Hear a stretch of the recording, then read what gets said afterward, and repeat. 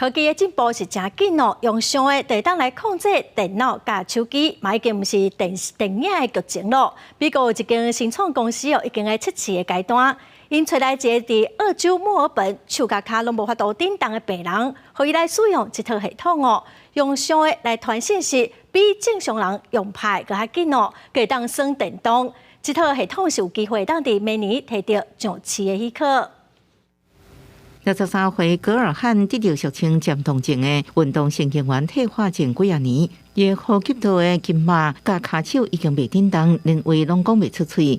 自从在脑部放一片脑机界面 BCI 假牙了后，伊就透过大脑意念对电脑下指令，引进网络发送信息甲算电玩游戏。Every single time he keeps on getting better to the point where now he is, and it's like so instant. I just feel like I type slower with my hands than he does with the BCI. So. 新创公司Simcran研发的脑机界面技术，将信号感应器放入脑内，佮接收转译大脑资讯，佮传达到胸腔皮下接收传送器，透过目睭人对视功能，佮使用者意念对应正做用词的动作，如何将意念正做词的指令呢？伊动骹手用手指头啊伫桌顶画箍啊，電腦就知應該愛試。起初練習的時陣，一擺就要用2.5秒，即馬減少到0.5秒。So 0.5 seconds between a thought and a click.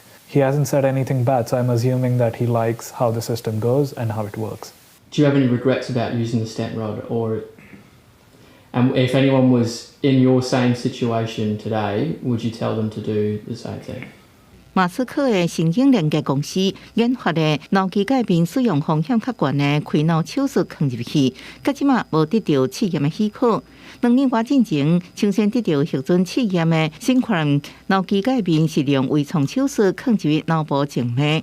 Simcran 要拼明年应得到上市许可，帮助更较侪袂振动的病人用找回自主能力。公司新闻张淑芬报道。